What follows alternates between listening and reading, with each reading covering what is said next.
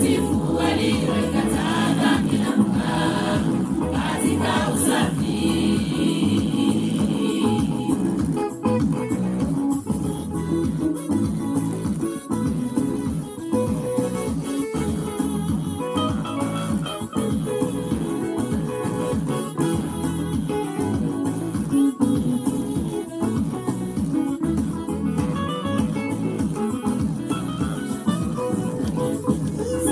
Yesu ajapo, hakuna ajuaye, hata malaika walio mbinguni pia hawajui. Watu wawili watakuwa wamelala katika nyumba, mmoja wao atwaliwa na mwingine ataachwa, na wengine watakuwa shambani wakilima, mmoja wao atwaliwa na mwingine ataachwa. Ujiangalie mpendwa, nawe usijeachwa, sababu ya hayo matendo yako unayoyatenda. Siku Yesu ajapo, hakuna ajuaye, hata malaika walio mbinguni pia hawajui. Watu wawili watakuwa wamelala katika nyumba, mmoja wao atwaliwa na mwingine ataachwa, na wengine watakuwa shambani wakilima, mmoja wao atwaliwa na mwingine ataachwa.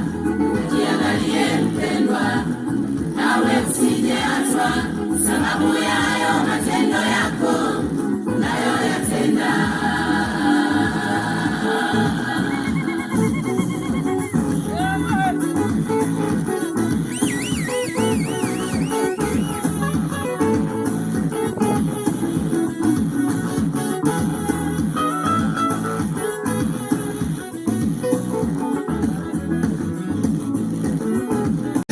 Mnafanya kitendo hiki cha kumfungua mwanapunda, wakasema ya kwamba tumetumwa na mwenye kufungua wale waliofungwa. Amesema tumfungue tu, wala tusiulize chochote.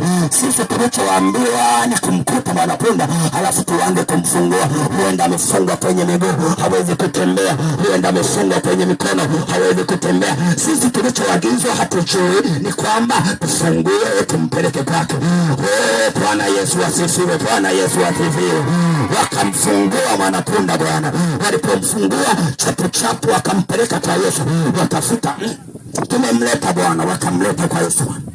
Walipomletea Yesu, wamama wakatokea wamebeba kanga na vitenge na mashaka mazuri na matawi, wakatandika chini. Halafu Yesu akapanda juu ya punda, akapanda juu ya ndogoe. Ndogoe aliyekuwa amefungwa, amembeba mfalme wa wafalme. Kumbeba, kuna mambo yako yanabadilika. Punda alipombeba Yesu akapata heshima. Haleluya! Jamani, achapue Yesu makofi mengi na migeregere. Ukimbeba Yesu unapata heshima. Itokoe lilikuwa limesimama. John, wote msimame hapa niombe. John,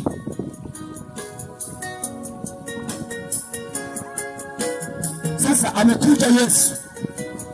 Tuweke vitu jingine, tuweke vitu. Ongea wote huko, John wote. John wote huko. John wote huko. John ya mkusanyike. Halafu fumba macho yako. Fumba macho yako, usimtazame ndugu yako. Waimbaji karibu. Wimbo wa kuabudu kifupi. Halafu baadaye naombe na watu wafumba macho yako. Halafu tu